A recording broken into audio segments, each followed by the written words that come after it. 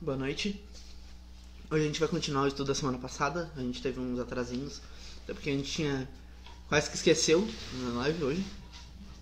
O dia foi passando, muita coisa acontecendo, mas estamos aqui. Vamos começar agora a live.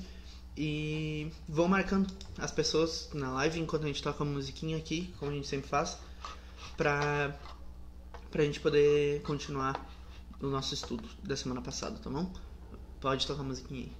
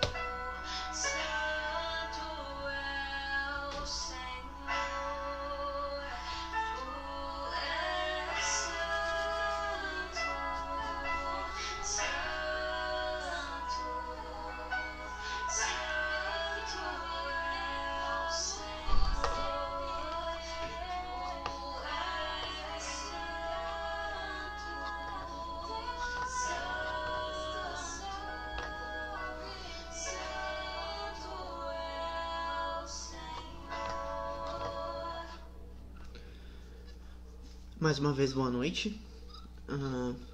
Hoje a gente vai continuar o estudo que foi começado na semana passada. É o versículo 18 do Salmo 119, né? O versículo diz: desvenda os meus olhos para que eu contemple as maravilhas da tua lei. Semana passada a gente comentou bastante sobre o que isso abrir os olhos significava, né? Por que o salmista estava pedindo para ver as maravilhas da lei? Nós citamos algumas vezes como o quão importante é esse pedido, né? O quão importante é a gente entender que os nossos olhos não são capazes de enxergar a grandiosidade que tem a palavra de Deus, né? A gente citou que o salmista tinha uma revelação bem menor do que a gente tem hoje e que mesmo assim ele conseguia ver muito mais maravilhas nessa pequena parte do que nós conseguimos enxergar no todo. E mesmo esse salmista, que conseguia enxergar mais nessa parte do que nós no todo, pedia para Deus abrir os olhos dele para que ele pudesse enxergar as maravilhas. Ele reconhecia que ele tinha uma visão muito limitada do tamanho da mensagem de Deus. E nós estávamos falando sobre isso quando a gente interrompeu semana passada. Como eu falei no final da live da semana passada, a gente vai voltar um pouquinho para contextualizar o que vai ser dito, o que vai ser dito daqui para frente. Hoje a nossa intenção é terminar o versículo 18, para a semana que vem a gente conseguir entrar no 19. E o grande ponto aqui, hoje, que a gente vai tratar, será sobre gratidão e ingratidão em relação à revelação de Deus para nós. Isso é entre as manifestações que Deus tem nas nossas vidas e como nós temos reagido a essas manifestações dele, certo? Essa é a intenção de hoje. O pai vai estar acompanhando os comentários, então participem. Eu de vez em quando dou um alt tabzinho aqui e vejo também. Eu gosto de usar o notebook para isso, que eu estou sempre em contato com vocês. Então, se for da vontade de vocês participar, eu agradeço muito, acrescenta muito no decorrer da live e até estrutura melhor o que eu estou dizendo, porque aqui é um aprendizado conjunto, né? Essa é a ideia. Vou fazer uma oração, dessa vez eu vou fazer, eu geralmente peço pro pai, mas hoje eu vou aliviar essa dele, vou jogar a responsabilidade para ele no final, para orar no final. Vou orar aqui. Pai, eu quero te agradecer muito pela oportunidade que tu nos tem dado de aprender sobre a tua palavra, sobre as oportunidades que tu nos tem dado ao longo de todas as semanas, de aprender sobre o teu amor, sobre a tua justiça e as maravilhas que tu tem para nos mostrar na tua lei. Eu peço que essa noite, durante essa 1 hora que nós vamos dedicar a estudar a tua palavra, tu abra os nossos olhos, para que nós possamos enxergar além do que nós temos enxergado nos últimos dias, para que nós possamos enxergar o teu amor nas tuas escrituras, a tua lei, a tua vontade acima de tudo, e que nós possamos nos dedicar a cumprir a tua vontade, a fazer a tua vontade se tornar verdade nas nossas vidas. Essa é a minha oração. Abra os nossos olhos e nos une no mesmo espírito, para que nós possamos aprender aquilo que tu tem vontade de ensinar pra gente hoje. Em nome do teu Filho amado. Amém. Então vamos começar. Semana passada eu comentei sobre o Salmo... se o Salmo 23 está correto, e cremos que ele está, qual é a razão de estar nos pedindo mais? E é aqui que eu quero começar. Eu citei no finalzinho da live da semana passada esse trecho, mas eu quero voltar daqui porque é importante porque a gente vai falar no decorrer da live, tá? Se o Salmo 23 está correto, né? Aquele salmo que diz: o Senhor é meu pastor e nada me faltará, no primeiro versículo dele. Se isso está correto, por que nós estamos pedindo mais? Certo? Como assim? Eu vou explicar. Se a gente acredita que o Senhor é o nosso pastor, se nós temos colocado Deus como nosso pastor e acreditamos realmente que nada nos faltará quando Ele é o nosso pastor, a gente não está dizendo que tudo que a gente quiser Ele vai nos dar. A gente acredita que nada que fará falta Ele vai deixar de nos dar. Ou seja, tudo aquilo que faria falta Ele já nos deu antes de nos dar falta. Antes da gente sentir falta de algo que a gente realmente sente falta, Ele vai nos dar. Então, quando Deus é nosso pastor e nós estamos sentindo falta de algo, provavelmente a gente só acha que Ele é nosso pastor. A grande questão é essa, né? Se Deus não nos deu alguma coisa, essa coisa não pode fazer falta para a nossa vida, porque Ele sabe o que a gente precisa melhor do que nós. Nada que vai fazer falta para o nosso espírito, Ele deixa de nos dar. Então, uma frase eu sempre gosto de repetir quando eu cito o Salmos 23, é de uma música do Projeto Sola, que fala: o Senhor é o meu pastor e o que eu não tenho, eu não preciso. Porque se Ele é o meu pastor e Ele não me deu, é porque eu não preciso. E a partir desse momento a gente vai começar a dar prioridade para as coisas certas.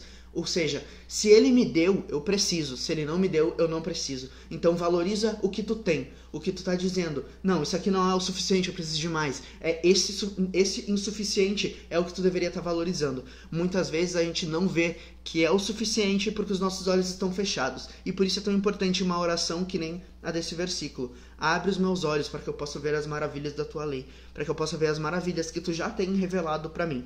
Certo? Uma coisa que eu citei na semana passada também é que a oração do salmista presume a existência de trevas.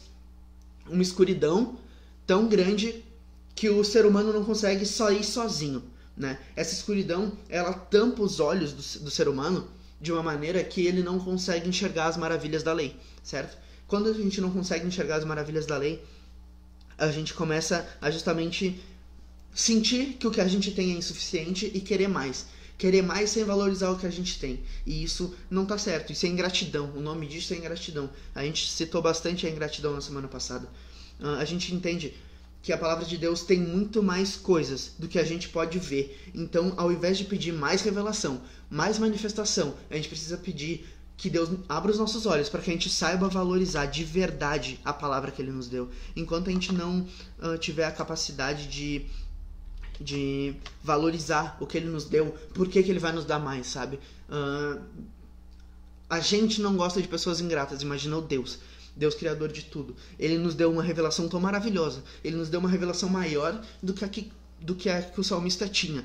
E o salmista era mais grato a Ele do que nós somos. Como que a gente pode pedir mais coisa? A gente já tem muito mais do que a gente poderia pedir e mesmo assim a gente não valoriza e pede mais. A gente precisa ser ciente de que as escrituras elas são ricas em maravilhas, sabe? Em milagres, em poder, sabe? Tudo que tem escrito lá é tão importante para o nosso crescimento espiritual, é tão importante para a gente entender.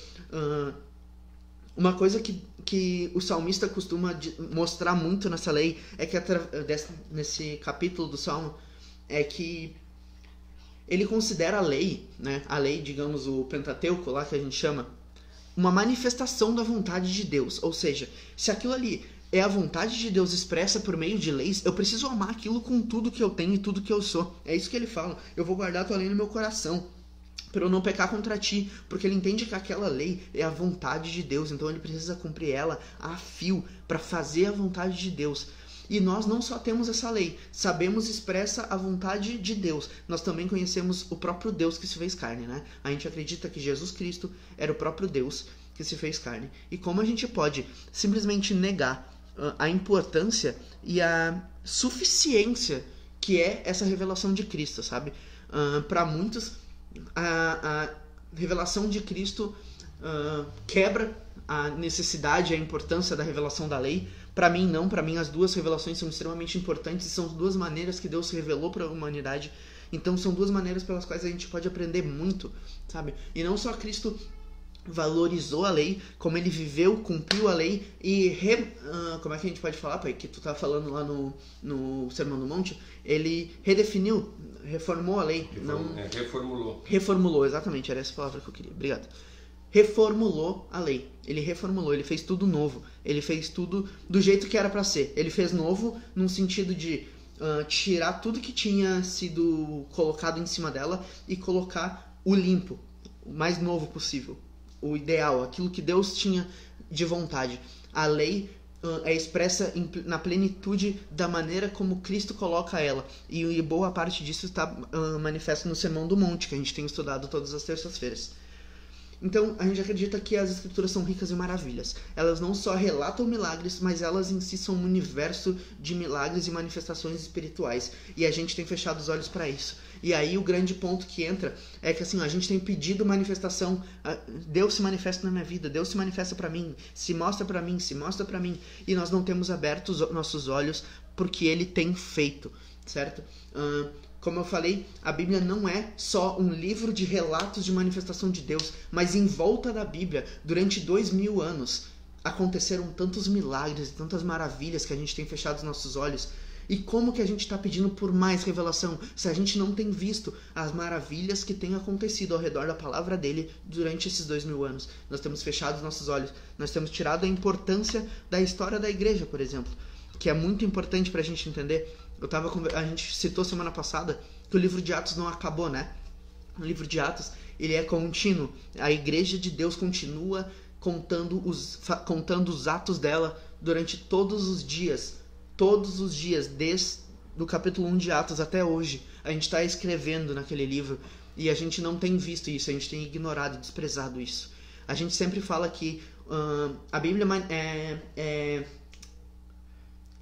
inspirada por Deus. Então, o que está escrito em Atos é inspirado, é tudo certo. Sim, é tudo certo o que está escrito em Atos. Porém, não conta só atos certos. Conta atos errados para nos ensinar a não fazer o errado. Conta as consequências dos atos errados. conta a história da igreja, e a história da igreja é feita de acertos e erros, e aprendizados, tanto com os acertos quanto com os erros. E a gente tem que ter essa mesma noção quando a gente vai estudar a história da igreja. Quando eu digo que a gente tem que estudar esses 2000 anos, não estou dizendo que a gente tem que fazer tudo que a igreja tem feito nesses 2000 anos, mas sim olhar para trás e ver tudo que a igreja fez, e as coisas que glorificaram o nome de Deus a gente repetir, continuar fazendo, e as coisas que maldisseram o nome de Deus, nós precisamos rever, remodular, ou às vezes simplesmente parar de fazer e fazer outra coisa no lugar. Nós precisamos analisar a nossa história, nós precisamos analisar o que a gente tem feito e tem dado errado, para que a gente possa fazer o certo. Não adianta a gente tentar e tentar e tentar 1000 maneiras e descobrir no final da nossa vida que essas 1000 maneiras já foram tentadas por outras pessoas e não deram certo. Se a gente tiver a sabedoria de olhar para trás e ver e aprender com os erros do passado de outras pessoas, a gente vai ter uma facilidade muito maior para fazer acertos. Para acertar, a gente precisa aprender. A sabedoria é aprender com também, não só com as nossas experiências, mas aprender com as experiências dos outros, aprender com conselhos dos sábios.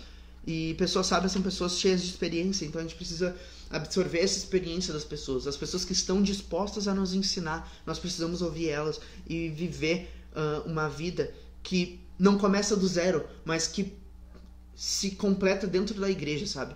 A gente precisa entender que a igreja é uma só, né? A gente acredita quando a gente fala igreja católica, o católico, né?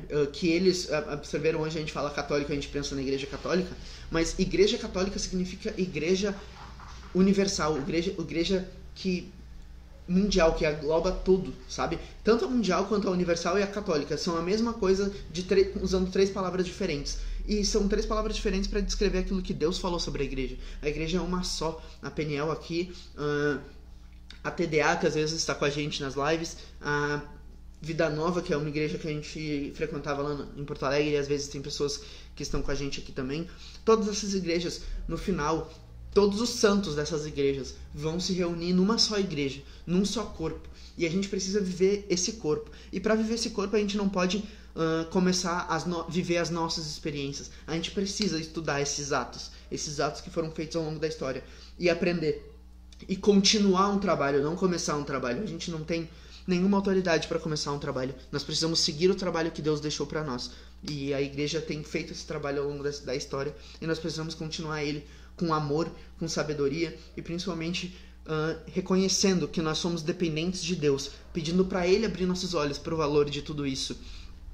Porque, como eu falei, o salmista está assumindo que existe uma escuridão que tapa os olhos dele, que ele é incapaz de sair dela sozinho. Então a gente precisa, para começo de conversa, pedir para Deus acender uma luz nessa escuridão, ou nos tirar dessa escuridão, para que nós possamos ler a palavra dele, enxergar as maravilhas, olhar para a história da igreja, encontrar as ações dele, olhar para a nossa Bíblia e encontrar as maravilhas que ele tem feito ao redor dela. E aí sim, nós vamos estar fazendo dando valor real para as manifestações que Deus tem feito nas nossas vidas, né? O Charles Spurgeon falou uma frase que diz: o véu não está no livro, mas está em nosso coração. O véu, esse véu de escuridão, ele não está na frente da Bíblia tapando, impedindo ela de dizer o que ela quer dizer. A Bíblia está a todo momento dizendo as maravilhas dela. Nosso coração, que tem um véu que impede as palavras da Bíblia de chegar ao nosso coração. E é isso que nós temos que pedir para Deus tirar de nós, né? Eu até citei na semana passada também Apocalipse 3,17, que diz: você diz que é rico, está bem de vida e não precisa de nada, mas não sabe que é infeliz, miserável, pobre, cego e nu, né? Eu peguei esse versículo justamente por causa do cego. Nós estamos cegos, a gente não enxerga, a nossa visão da realidade está distorcida, nós temos visto a realidade de acordo com o nosso próprio ego. Existe uma máscara de ego na nossa frente, de orgulho e de egocentrismo, que nos impede de enxergar a realidade. O que a gente tem visto, o mundo que a gente tem visto, não é o mundo real. A gente precisa parar de olhar para a janela e dizer: que maravilha que está esse mundo. Esse mundo tá sucumbindo, esse mundo tá dia após dia indo para o seu fim. E a gente precisa enxergar isso. Eu não estou dizendo que a gente precisa ser ingrato, a gente precisa agradecer a Deus, porque isso é a prova de que Ele, desde o início, estava nos alertando sobre o que ia acontecer. Esse mundo, ele está caminhando para o seu fim.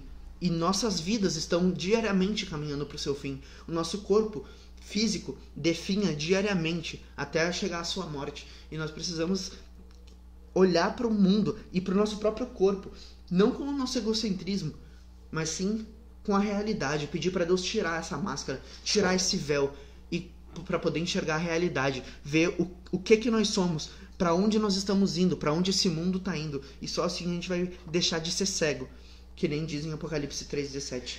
Tu queria falar alguma coisa, pai? Não. As belezas da palavra e as belezas da natureza têm se tornado parte da paisagem, parte da nossa vida, uma rotina, né? A gente tem sido um povo cego que negligencia inestimáveis privilégios e, como eu posso dizer, promessas, digamos. Promessas de Deus na Bíblia. Promessas de Deus na Bíblia, na natureza, a gente tem desperdiçado, jogado fora promessas importantes, promessas maravilhosas que Deus faz, né? Eu gosto muito dessa analogia que Spurgeon fez sobre cegos perambulando, né? Sem enxergar, né? A gente tem toda uma paisagem, né? Que é a natureza, que é as manifestações de Deus através da natureza, através da palavra dele. E nós temos visto essa natureza e Spurgeon fala que nós estamos cegos, nós não temos olhado para isso, nós não temos visto a maravilha de Deus passando na nossa frente. E não tem nada mais interessante do que falar sobre cego perambulando, né? É uma analogia muito incrível. Porque a gente não está falando de pessoas cegas de verdade, a gente está falando de pessoas cegas espiritualmente, que perambulam espiritualmente nessa vida. Não sabem qual é o caminho certo a seguir e não seguem caminho algum. Só andam em voltas, sem olhar a realidade ao redor delas. Passou uma moto e me desconcentrou um pouco, desculpa. A gente tinha falado há umas 2 semanas atrás sobre peregrinação, né? E o cristão, ele não perambula, ele peregrina, certo? Ele não faz um caminho, ele não fica caminhando cegamente sem saber para onde ir. Ele caminha peregrinando, sabendo da onde ele veio, para onde ele vai, e que esse mundo e essa vida são passageiras, são só de passagem, não significam nada na realidade, não significam nada se não tiverem Deus como comando, como caminho para eles, né? Atravessar essa vida com o destino certo é aquilo que nós fazemos. Não, perambular não é algo cristão. O nosso caminho já foi traçado e o final dele foi definido na cruz, né? Então a gente só precisa segui-lo. A gente tem um caminho, a gente só não está enxergando porque nós temos sido cegos, né? E nós temos sido cegos arrogantes, que tem certeza de que o caminho que tem feito, a perambulação nossa é o caminho correto. Nós estamos tão cheios de egocentrismo que nós não vemos que nós estamos caminhando, dando voltas e esperando a morte chegar em nós. A oração feita nesse salmo, ela lembra bastante algumas orações dos versículos anteriores que mostra como esse salmo é conciso e coerente e apaixonado pela palavra, né? Geralmente quando ele faz essas orações demonstrando dependência de Deus, ele sempre cita como a palavra é maravilhosa. E isso que é muito interessante, porque é um salmo apaixonado demais pela palavra, sabe? E também apaixonado por reconhecer a fraqueza do ser humano. E isso é muito importante. A gente precisa reconhecer as nossas fraquezas e o quão frágeis nós somos. E a palavra de Deus, nesse salmo, né? O que ele faz em alguns outros, eu acho que no 10 e no 12, se eu não me engano, ele pede para Deus ajudar ele a seguir o caminho, e no 12 ele pede para Deus ajudar ele a guardar os mandamentos. Então, assim, ele declara dependência, assim, me ajuda a me manter no caminho, me ajuda a guardar os teus mandamentos no meu coração, e daí nas 2 vezes ele fala para não pecar contra ti, ou para que eu não me desvie dos teus caminhos. Então, assim, é uma, como a gente sempre fala, caminhos, lei, mandamentos, testemunhos, são várias formas que o salmista usa para dizer com palavras diferentes uma só coisa: a vontade de Deus expressa na lei. É isso que ele quer dizer em todas essas analogias, todos esses sinônimos que ele usa, né? Então, aqui ele fala assim, eu não consigo andar nos caminhos da tua lei. eu preciso que tu me ajude a guardar a lei no meu coração para que eu possa viver em relação a ela. E aqui ele diz, e mesmo com toda a tua ajuda, eu preciso ainda que tu abra os meus olhos para que eu possa enxergar isso. Porque não tem nem como eu guardar a tua lei no meu coração se eu não estiver vendo ela. Então eu preciso que tu abra os meus olhos para que eu possa ver essa lei. E assim que eu ver essa lei, eu preciso que tu guarde ela no meu coração. Porque senão eu não vou conseguir fazer nada. Ele declara total dependência. Ele declara o quão fraco ele é em cumprir aquilo que ele quer, aquilo que ele ama, aquilo que ele se apaixonou. Ele se apaixonou pela lei de Deus e mesmo assim ele se declara completamente fraco em adquirir aquilo, né? Ele se demonstra alguém sedento de vida, porque ele descobriu que a verdadeira vida habita naquela palavra. Hoje nós sabemos que a verdadeira vida é um homem que veio à Terra e ele disse que vai habitar em nós, né? Não ele em si, a pessoa Jesus, mas ele diz que está intermediando por nós enquanto uma outra pessoa que assim como ele é o Pai, que é o Espírito Santo, habita em nós. Então nós queremos que a vida não só habita na palavra, mas tem habitado em nós há 2000 anos já. E a gente é muito ingrato, a gente não tem dado o devido valor para isso. É muito interessante, porque, como a gente citou na semana passada, é muito difícil tu acreditar no Espírito Santo, ler o Salmo 119 e dizer que o Espírito Santo começou há 2000 anos atrás. A gente só está usando, né, a linha do tempo bíblica, porque é isso que a Bíblia demonstra. Mas a Bíblia em vários momentos dá a entender e explica que o Espírito Santo existe desde antes de ser enviado por Jesus, né? Então eu acredito muito que o Espírito Santo habitava na palavra e habitava também no coração desse salmista, porque para dizer essas coisas, para reconhecer o quão frágil ele era, ele precisava do Espírito Santo na vida dele. Às vezes a gente para, quando a gente se dá conta disso, né? Às vezes a gente tem vivido uma vida tão egocêntrica, tão arrogante, tão orgulhosa, que quando a gente para e pensa nesse tipo de coisa, é um tapa na cara e dói. E eu tive um momento desses recentemente, lendo o livro, e foi um tapa na cara, de dizer que quando Deus olha pra gente, ele tem que fazer de conta que ele tá vendo o Filho dele, Cristo. Porque se ele não fizer de conta que tá vendo Cristo, ele vai olhar pra gente e ver animais arrogantes, egocêntricos, rebeldes e reclamões. Porque é isso que nós somos.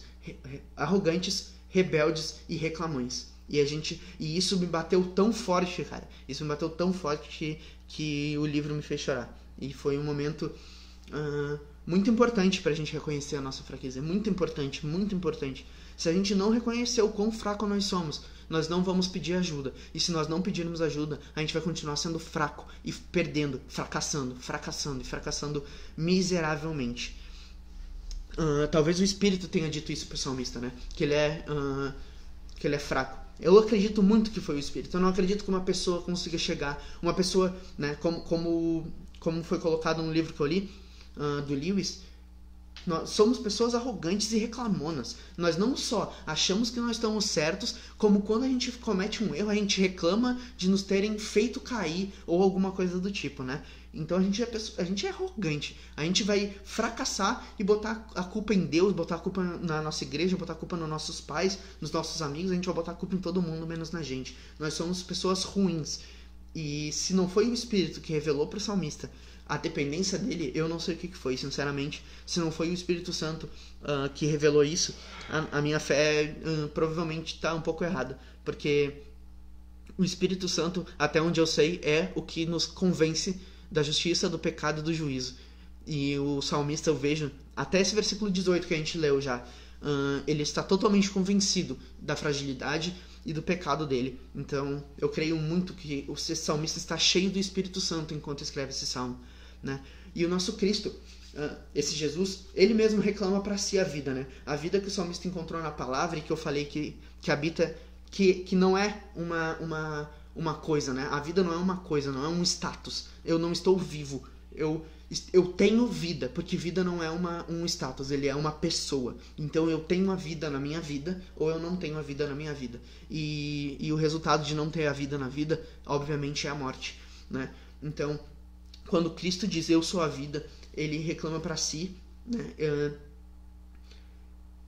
Ele reclama para si o objeto de procura maior de todo ser humano. O ser humano busca imortalidade, o ser humano busca uma vida, um significado de vida. E Jesus diz assim, ó, eu sou o que vocês estão procurando. Isso que vocês passam a vida inteira procurando. Aquilo que vocês gastam, isso que vocês chamam de vida. Vocês gastam a vida inteira procurando a verdadeira vida. E eu sou a verdadeira vida, né? O significado, o objetivo, o objeto, tudo relacionado à vida. Ele diz, eu sou isso. Eu sou o que vocês estão procurando. Vocês estão jogando a vida de vocês fora, procurando a mim.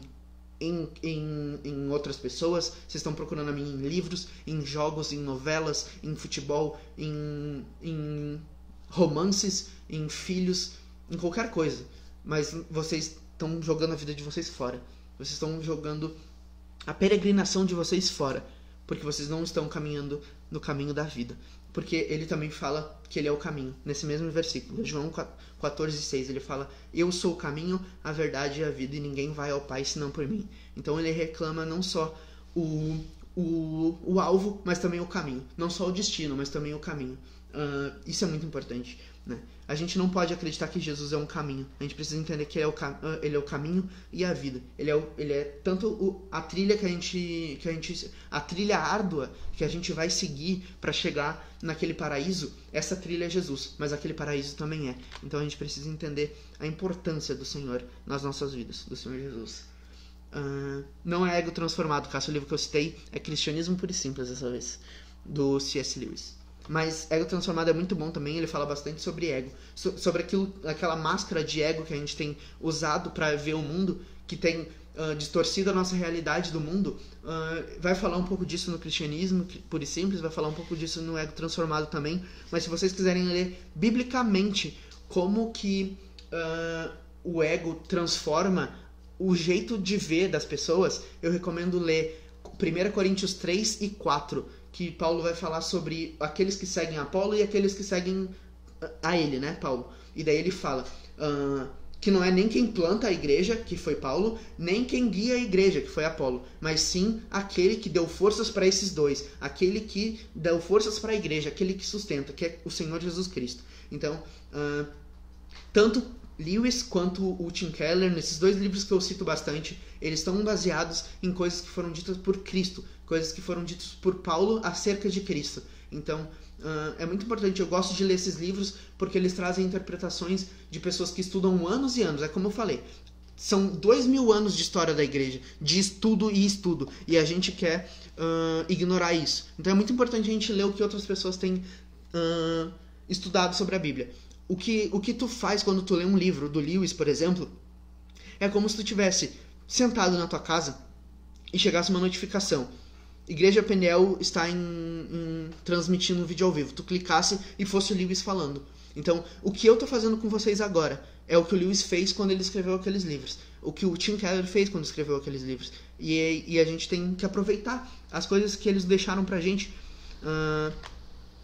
É óbvio que sempre com óculos cristãos e procurando embasamento bíblico naquilo que eles estão falando. E, de fato, tem. Um desses exemplos é 1 Coríntios 3 e 4, onde Paulo vai falar depois também sobre como nem a opinião do mundo, nem a opinião dele mesmo importa. A única opinião que importa é de Deus. E que Deus já deu a sentença. E a sentença foi, eu sou livre. Então, a partir de agora, eu não vivo mais em busca de uma sentença. Eu vivo em busca de honrar aquele que me libertou. Entendeu? É isso que eu tinha para falar sobre o livro, né? A Cássia citou. Tem outro comentário aqui, da Janaína Silva.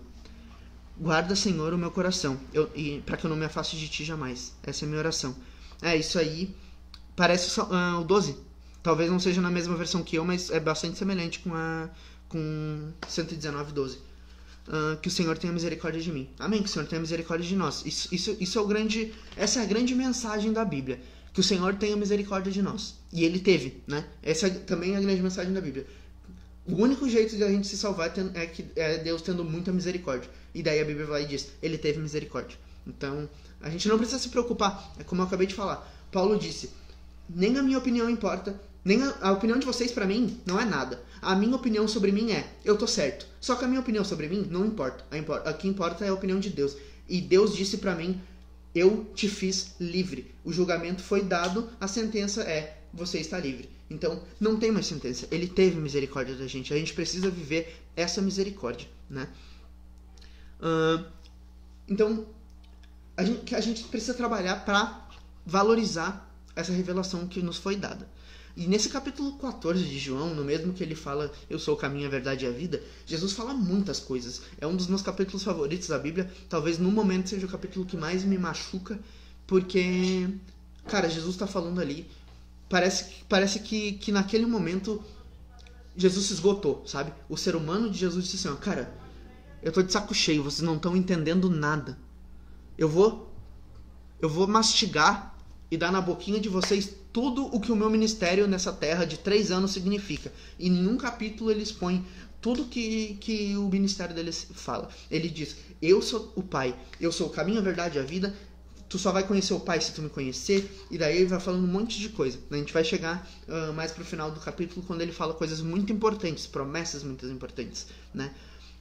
Ele fala que aqueles que seguem os meus mandamentos são os que me amam. E a promessa que Jesus faz para os que seguem os mandamentos é, se você me amar, meu Pai vai te amar. E se meu Pai te amar, eu te amarei.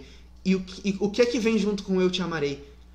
Eu me manifestarei a Ele. A pessoa que segue os meus mandamentos é a pessoa que me ama. E essa pessoa vai ser amada pelo meu Pai. Vai ser amada por mim. E eu me manifestarei a Ele. Então a gente tem gastado tanto tempo pedindo para Deus mais manifestação e ignorando a manifestação que Ele teve. Em João 14 ele diz assim, ó, sabe isso que vocês estão ignorando?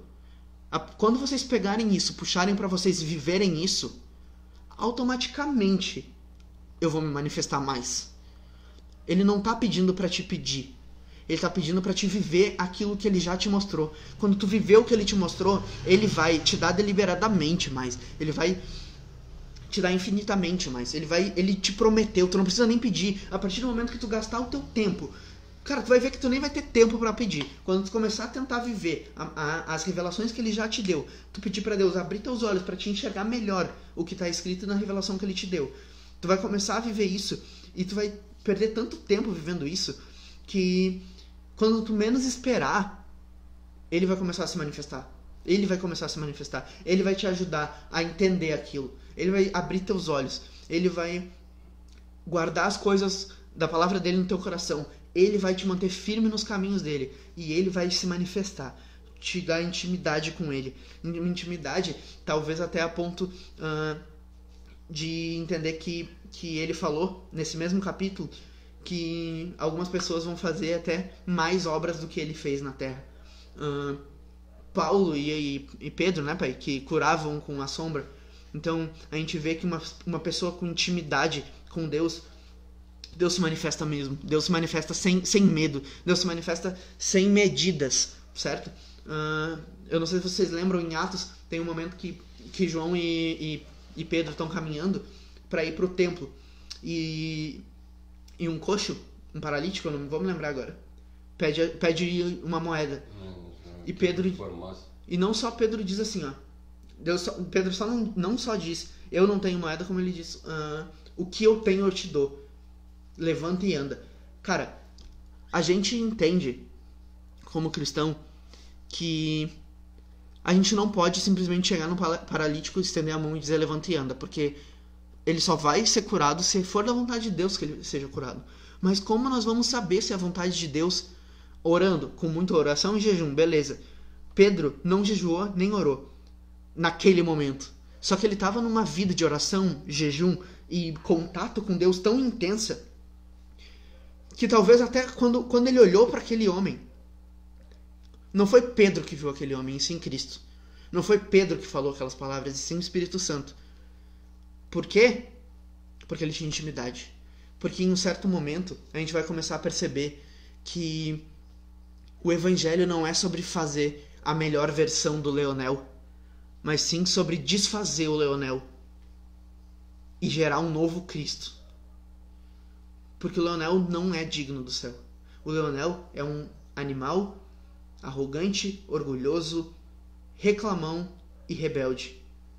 Ele precisa abdicar de quem ele é e virar um novo Cristo, um pequeno Cristo, uma cópia igualzinha a Cristo, para que quando Deus olhar para ele, ele não precisar fingir que está vendo o filho dele, mas sim ver o filho dele. E quando Deus olhar para nós e ver o filho dele, de fato, na frente dele, aí sim nós estaremos santificados, aí sim nós estaremos justificados. Nenhuma condenação há para aqueles que vivem em Cristo. Isso é a promessa de Deus. É infinitamente maior do que qualquer manifestação que a gente possa pedir. É muito maior do que qualquer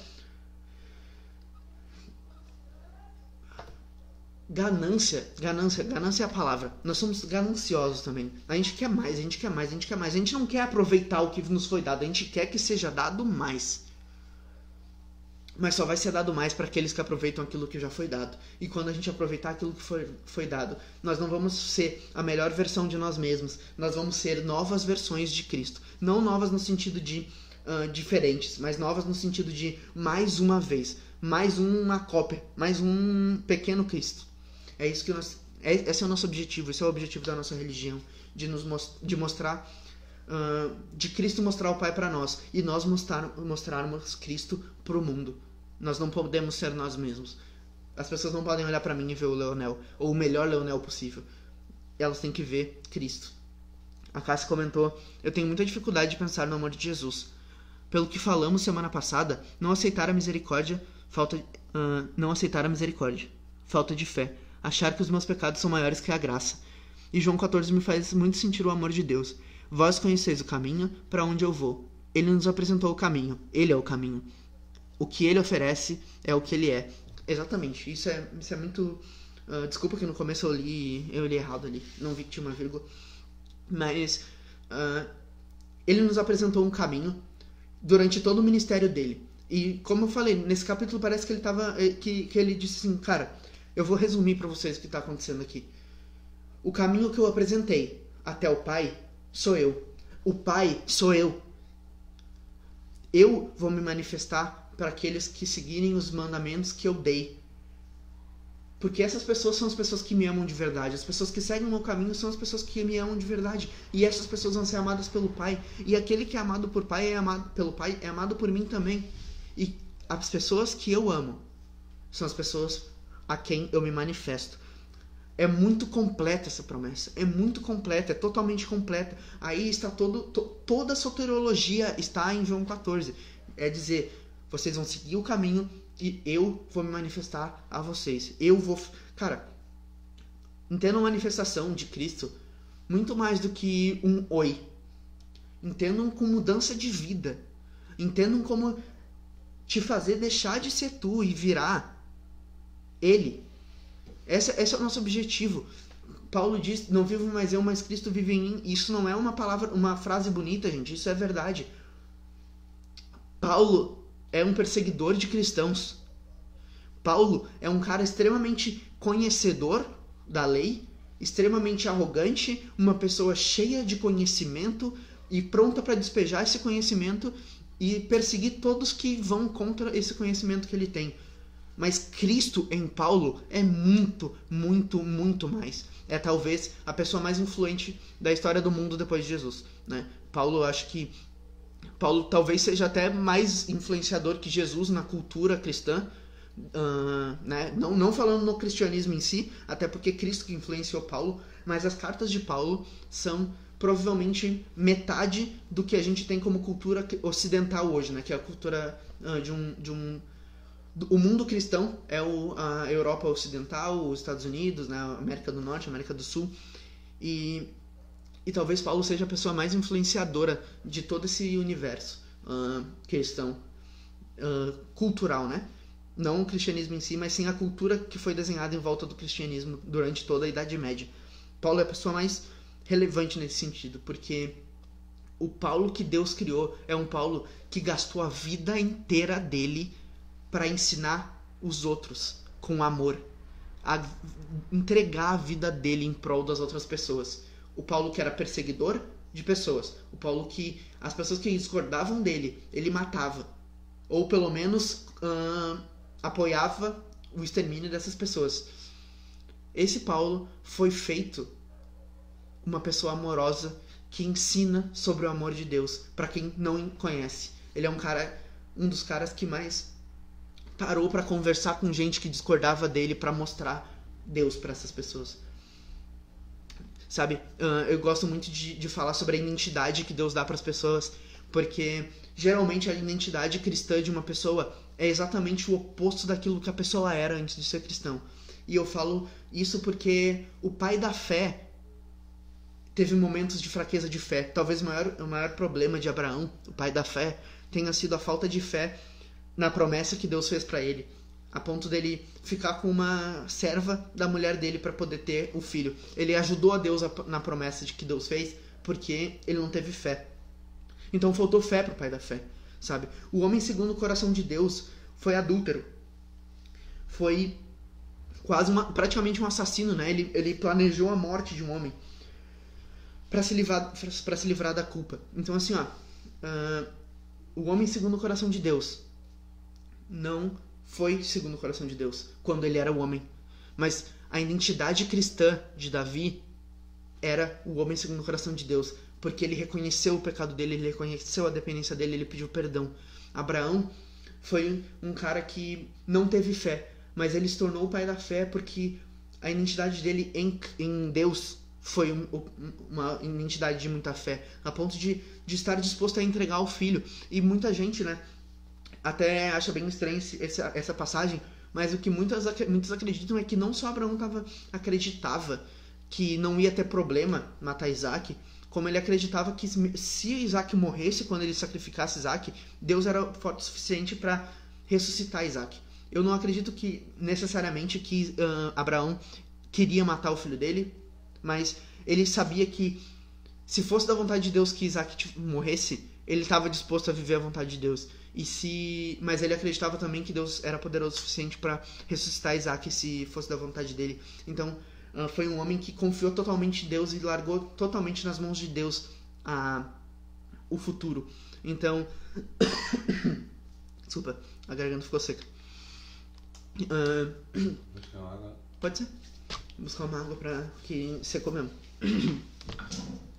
A nossa identidade cristã costuma ser Deus pegar nosso maior pecado e transformar ele numa grande ferramenta nas mãos dele, né? O próprio Paulo, que com conhecimento e arrogância dele se tornou uma pessoa humilde, que nem se importava com o que pensavam dele, só queria entregar mais do amor de Deus para as outras pessoas, né?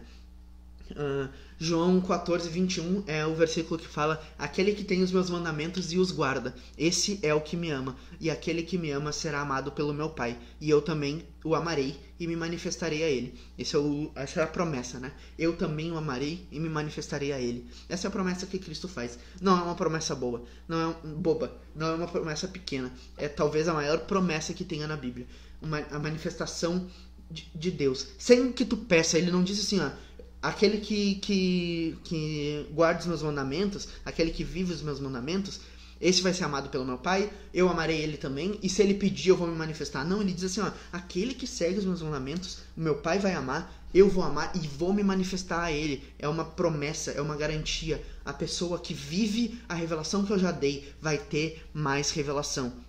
Não precisa pedir revelação.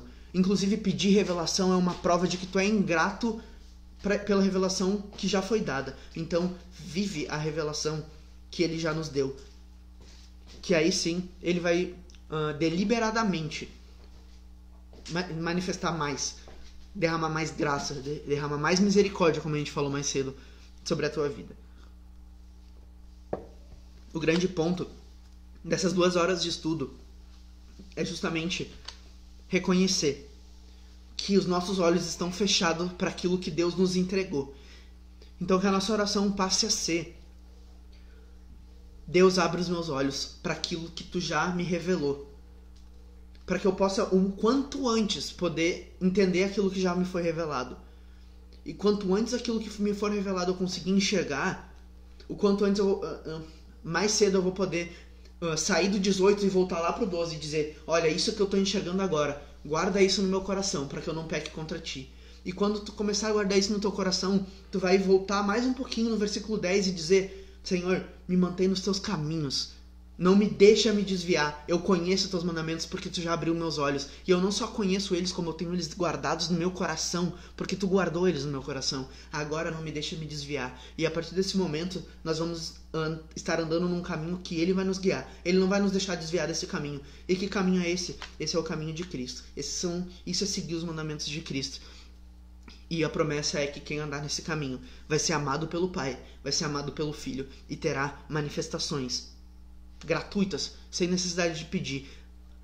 A promessa é que quem tiver Deus como pastor, nada vai faltar. Tu não vai sentir falta de nada, porque tu vai estar tão alinhado com Deus que essas coisas que tu acha que tu precisa, que a tua máscara de egocentrismo te faz ver um mundo que precisa de mais dinheiro, um mundo que precisa de um carro, e talvez tu não precise. E daí quando tu acabar com essa máscara de egocentrismo, tu vai começar a ver só o que tu precisa de fato. Só aquilo que Deus realmente acha que tu precisa. E a partir desse momento, tu só vai receber coisas que tu quer. Porque aquilo que tu quer vai ser aquilo que Deus quer pra ti. E aí tu vai receber isso, porque nada vai te faltar. Nada vai te faltar. Quando o Senhor é o teu pastor e tu deposita toda a tua fé nele, tu vai ver que aquilo que tu precisa é exatamente aquilo que ele tem te dado. Exatamente aquilo que ele tem te dado. Se tu não tem algo, é porque tu não precisa. E tu não vai sentir falta de nada que ele não te dê. Essa é a promessa. Isso é a manifestação real e plena de Deus nas nossas vidas, sabe? É por isso que eu tava tão empolgado pra fazer semana passada. Mas claramente não ia ter dado. Claramente eu ia ter terminado 11 horas da noite. Meia-noite, sei lá, semana passada. Porque é muita coisa pra ser dita. É muito profundo. Essa frase, aquele que tem os meus mandamentos e os guarda, esse é o que me ama. E aquele que me ama será amado por meu Pai. E eu também o amarei e me manifestarei a ele. Essa promessa é gigante. Essa promessa é surreal. Não existe nenhuma religião que eu conheça onde os papéis são tão invertidos quanto é o cristianismo. Ele não diz pra gente que nós precisamos correr atrás dele, ele diz que nós precisamos nos render a ele, que ele vai vir até nós. É o caminho inverso. Ele não desprende, ele não tem preguiça, ele não tem nenhuma limitação. Ele diz: eu vou até vocês, eu vou pegar vocês pra mim, eu vou acolher vocês comigo. A gente só precisa estar aberto, sabe? Se tu acredita em predestinação, se tu acredita em livre-arbítrio, não tem problema, não faz diferença nenhuma. Aceita a misericórdia dele, ou clama pela misericórdia dele, não faz diferença. Entende que em qualquer caminho que a gente trilhar, teológico, qualquer caminho soteriológico que a gente acreditar, ambos dizem: sem Cristo nós não vamos chegar a lugar nenhum. Se a gente não olhar, não parar e olhar para aquilo que ele já revelou pra gente, a gente não vai chegar em lugar nenhum. Não adianta tu pedir 30 anos por mais revelação se tu não souber valorizar aquilo que já foi revelado. A gente precisa valorizar aquilo que Deus já nos deu. Senão a gente vai ser só um povo ingrato. Um povo mais ingrato que aquele povo de Israel, que a gente lê a Bíblia e pensa: nossa, que povo chato, né? Que povo reclamão, que povo arrogante esse povo de Israel. A gente pensa isso, eu sei que a gente pensa porque eu já pensei. E daí a gente começa a ver que a gente é igualzinho, ou até pior, porque a gente tem mais revelação que eles, e mesmo assim a gente é mais ingrato. A gente reclama tanto quanto eles, tendo muito mais para agradecer. O tanto de coisa que a gente tem nem deveria dar tempo da gente reclamar, porque ou a gente estaria gastando tempo lendo ou gastando tempo tentando aplicar. Não tem tempo para reclamar não, gente. Não tem tempo para reclamar. A gente tem que começar a viver o evangelho, viver aquilo que foi manifestado pra gente, sabe? A gente precisa parar urgentemente de reclamar e dizer que tá faltando coisa, dizer que Deus precisa nos mostrar o caminho certo. Cara, o caminho certo provavelmente já tá escrito há muito tempo. Se não tiver escrito na Bíblia, talvez esteja escrito naquele livro que alguém te indicou semana passada, que tu simplesmente ignorou porque tu nem lê a Bíblia direito. Vai ler Timothy Keller, tu vai ler Spurgeon, tu vai ler Lutero. Não, gente, eu não tô lendo nem Paulo, por que eu vou ler esses caras? Gente, isso é Atos. Isso é Atos dos apóstolos. Não dos apóstolos, né? Isso é Atos dos discípulos, digamos assim, porque os apóstolos já se foram. Mas os atos da igreja continuam. Os Atos dos Apóstolos acabaram, mas os Atos da Igreja continuam. E que nós possamos viver a doutrina dos apóstolos, né? E seguir elas até o fim. Essa era a live de hoje. Ela foi mais curtinha porque a gente começou uns 10 minutinhos antes e tá terminando na hora. Mas foram 2 lives de 50 minutos, 1 hora. Então, querendo ou não, mesmo essa sendo a live mais curta, foi o versículo mais longo até o momento. Eu vou tentar, nas próximas semanas, eu vou continuar fazendo do mesmo tamanho os estudos. O grande problema da semana passada foi... Problema não, eu me expressei mal. O grande maravilha da semana passada foi que teve muito comentário e a gente acabou entrando em tantos assuntos dentro do estudo que a gente não conseguiu completar. E hoje, inclusive, boa parte do que a gente falou hoje veio de comentários da semana passada, veio de acréscimos que tiveram na semana passada. Então, quando tiverem lives aqui na igreja, as lives de terça principalmente, né, não deixem de comentar, isso acrescenta muito no estudo. A gente não faz questão nenhuma de terminar um versículo em 1 hora, a gente não tem nenhum interesse nisso. Eu tenho certeza disso no meu coração e tenho 99% de certeza disso no coração do Pai. O Pai não prepara um estudo para fazer um monólogo, ele prepara um estudo para conversar com a gente. É isso que ele quer. Eu acho que uma partezinha da gente até fica assim, pô, eu queria falar sobre isso, eu queria chegar no final, porque o final é muito maravilhoso. Mas a gente entende que quando as pessoas estão interagindo e estão entendendo coisas, mesmo que sejam diferentes do que a gente está entendendo, quer dizer que o Espírito Santo está agindo através daquela palavra. Então, não tenham preguiça de manifestar, comentar, que nem a Cássia comentou ali, um texto bem grande. E tipo, semana passada ela fez uns 2 comentários desse tamanho, teve muito mais gente fazendo comentários gigantes, e é isso que a gente quer. A gente quer aprender juntos, sabe? Esses estudos são para isso. Eu tô falando isso porque, aproveitando que a gente terminou cedo para dizer a importância desses estudos, a importância que esses estudos têm tido na minha vida cristã, a importância que esses estudos acredito que estão tendo na vida do Pai e de todos que têm acompanhado a gente. E não só acompanhado, como auxiliado a gente. Eu acho muito importante a gente destacar isso, que a gente não está fazendo isso sozinho, a gente não está fazendo isso para nos promover, a gente está fazendo isso porque isso tem nos edificado e a gente espera que edifique vocês também. A gente tem alguns avisos para dar, hoje tem uns avisos a mais do que o comum, né? Mas antes de fazer os avisos, a gente quer fazer uma oração. Se vocês quiserem comentar alguma coisa agora, a gente pode ler antes dos avisos, então a gente vai fazer a oração. Se quiserem comentar alguma coisa, podem comentar agora. Pode fazer a oração, Pai? Amém. Querido Deus, amado Pai, queremos erguer nossa oração mais uma vez à Tua presença, te agradecendo, Senhor, pelas maravilhas que Tu tem feito em nossa vida. Abençoa, Senhor, verdadeiramente o nosso restante de semana, que nós possamos fazer a Tua vontade todos os dias. Honra-nos, Senhor, como tem nos honrado até agora, e não deixando faltar o pão de cada dia nos nossos lares, e muito menos, Senhor, a paz que Tu nos dá, que excede todo o entendimento. Obrigado por ser esse Deus zeloso, esse Pai de amor bondoso, que tem nos cuidado, tem nos protegido de todos os males e perigos, e as coisas que têm acontecido de ruim na nossa vida, mesmo assim ela tem sido para o nosso bem, porque Tu tem transformado, Senhor, todo o mal em bem no nosso viver. Muito obrigado por tudo, eu te agradeço, Senhor, por essas lives, eu te agradeço, Senhor, pelo nosso crescimento espiritual que Tu tem nos dado, eu te agradeço pela nossa casa de oração, que Tu possa estar aumentando cada vez mais, Senhor, que as pessoas possam estar indo lá cada vez mais para conhecer a Tua palavra. Não para que nós sejamos exaltados, mas para que o Teu nome seja glorificado. Muito obrigado por tudo, eu te agradeço, entrego essa live, te entrego o restante dessa semana em Tuas mãos, em nome de Jesus. Amém. Amém. Agora, acho que os avisos são: amanhã, às 20 horas, tem culto na Peniel da Palhoça. Não, na Peniel da Forquilinhas. A Palhoça é quarta-feira. Botou aqui um comentário aqui. Eu quero comentar que o nosso amado Leonel está de aniversário. Te desejo muitas felicidades e que Deus abençoe a tua vida cada dia mais. Amém. Tô fazendo 22 anos, gente. Não parece. Pareço um velho. Eu tenho 22 anos hoje. Amanhã tem culto às 20 horas. Deixa eu ver. Sexta-feira não tem. Sábado também não. Domingo tem culto às 9h30 da manhã e às 6h30 da tarde. São 2 cultos agora aos domingos. Eu vou fazer um negócio aqui, ó, porque a gente quer dividir o público, né? A gente quer que tenham 2 cultos pra gente não superlotar nenhum dos dois por causa da pandemia. Então, como vai muito mais gente no culto das 6h30 do que das 9 da manhã, eu convido vocês que estão na live, são poucas pessoas. Então, se digamos que as 6 pessoas que tem aqui fossem no culto da noite, tentem ir no da manhã, se puder, pra tentar diminuir um pouco o da noite.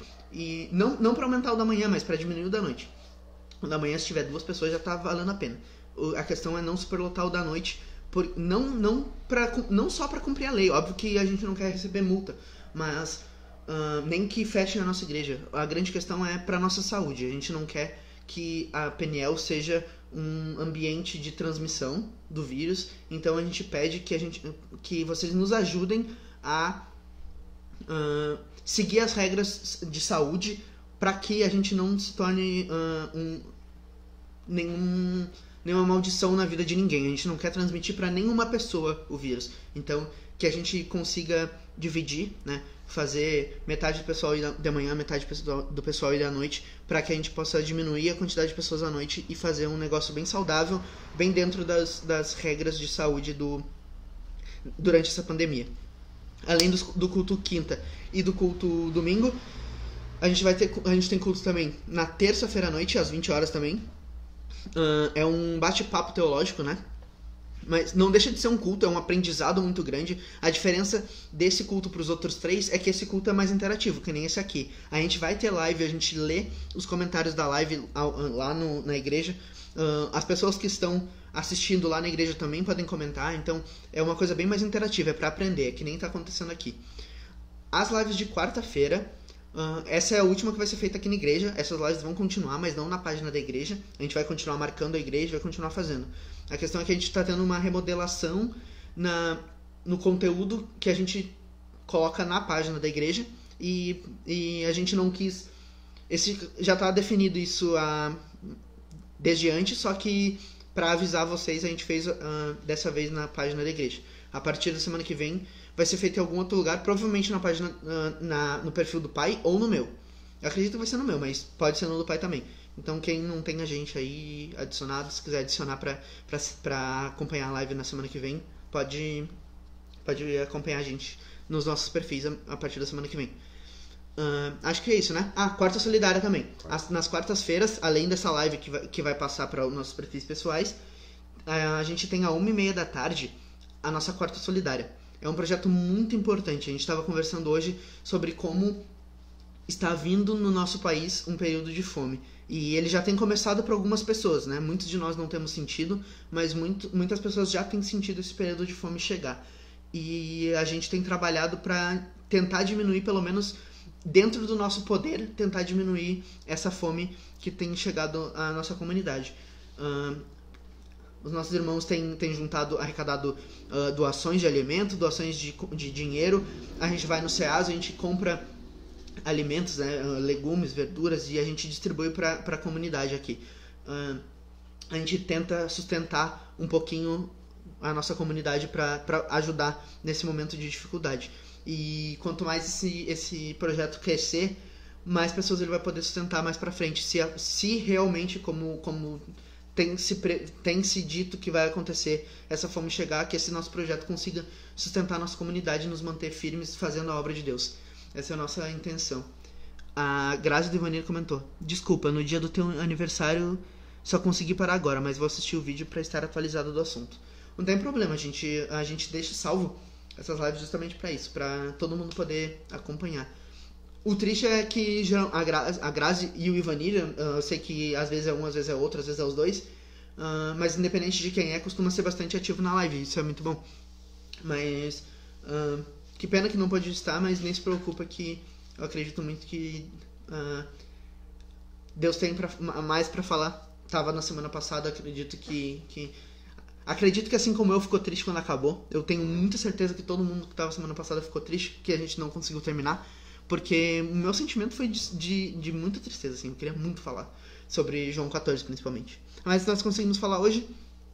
Foi muito bom de novo. A gente conseguiu falar 2 horas de um versículo. Eu acho que ele merecia essa profundidade, porque ele fala sobre a ingratidão que nós temos tido e da gratidão que nós deveríamos ter. É muito importante. Não tem mais nenhum comentário. Eu tava dando uma enrolada pra ver se ia chegar mais comentários. Foram dados os avisos, então a gente vai ficar por aqui hoje. Até amanhã às 8 horas da noite com o culto na Peniel. Amém. Deus abençoe. Tchau. Tchau, tchau.